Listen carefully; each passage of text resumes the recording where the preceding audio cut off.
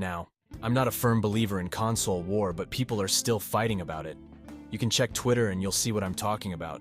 And when it comes to console games, one thing is very important, which is the icons.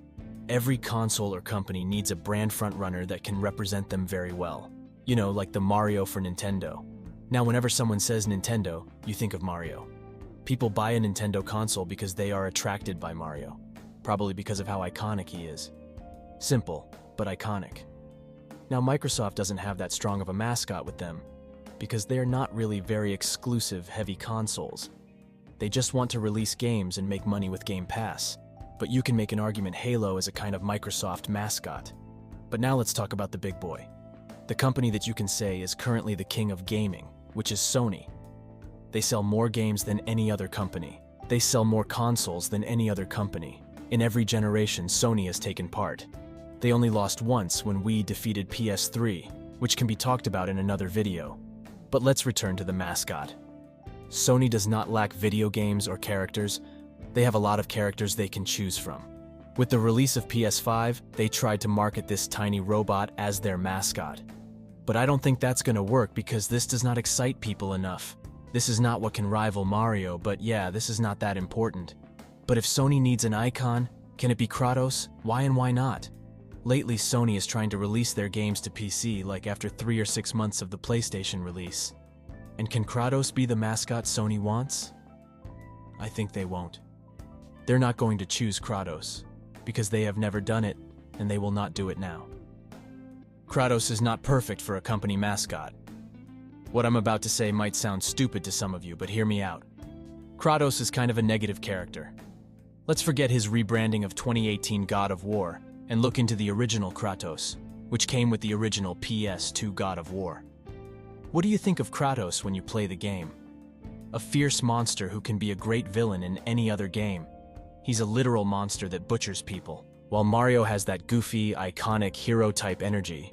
Anyone from the kid, to the adult, to the teenager, even the old people can like him.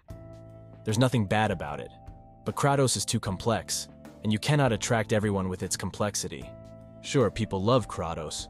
People like Kratos a lot, and God of War right now is the second most popular PlayStation franchise after Spider-Man. I'm talking about PS4 onwards. But Kratos as a mascot is not a perfect pick. They used Kratos various times in the promotion, like when we saw the Champions League commercial, but they will never try to portray him as an icon. Maybe, and I say maybe, if RTS becomes popular, he can do the job. But for now, they are not going to do that. And if not Kratos, then who can match a PlayStation mascot? It used to be Crash Bandicoot, but they don't want him to be anymore. Sony needs someone that, can affect people of all ages, that does not spark negative energy, and that can match Mario. And I think they don't have many options with that, but they're still going to try their best. But to be honest, I would say they don't really need to push anyone as their mascot. This might sound a little weird and a little risky, but I think they should go as they are going, trying to market Astrobot as a half mascot, and using their various characters in the promotion. They don't need to compete in the mascot world. They don't need anyone better than one of their characters to show it. Of course, that's what PlayStation is about. I mean, look at the Xbox. They have made Halo their unofficial mascot, but they have never altered it. In recent times, they don't even acknowledge the Halo mascot because they know they don't want to spend their time on one character when their library is full. That's why they are constantly expanding their library, buying companies right and left. They even bought Bethesda and Activision Blizzard. They are trying to create the ultimate library because they know the future of gaming can be theirs. People will care more about the giant library when physical media die. And while Sony is not as aggressive as Microsoft because they don't have a lot of money to spend, they have Naughty Dog. And I don't know. Even if you don't like Naughty Dog, you have to realize that they are one of the most important video game studios in the world. They own The Last of Us and Uncharted. On top of everything, Sony has Spider-Man. I mean, everyone loves Spider-Man. For marketing, it is not a difficult job. And you might be wondering, well, Sony can go ahead and make Spider-Man their mascot.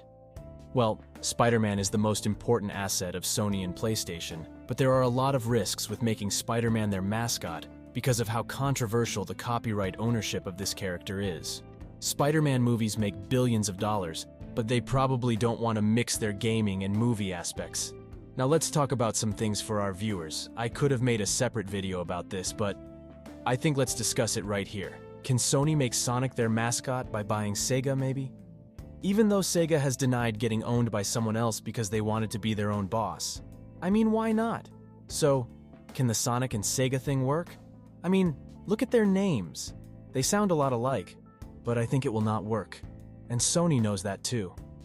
Because no matter how many years pass, and probably Sega will never make a console again, Sonic is still deeply rooted in Sega. Everyone thinks of Sega when they think of Sonic.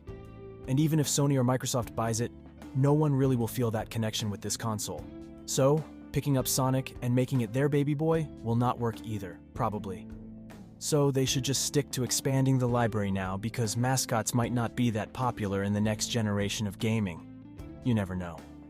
So, this was the video where we discussed why Kratos might not be the best pick for a Sony mascot, and why choosing a mascot might not be the most important thing Sony should do now, when they are competing with the literal Microsoft, which are giving Phil Spencer unlimited funds to spend and buy a company back and forth for what Sony is going to do. That's it for today. I will make more of these types of videos, where we are going to discuss about gaming stuff, so if you're interested, subscribe, and I'll see you in the next video. Until then, take care, goodbye, and have a nice day.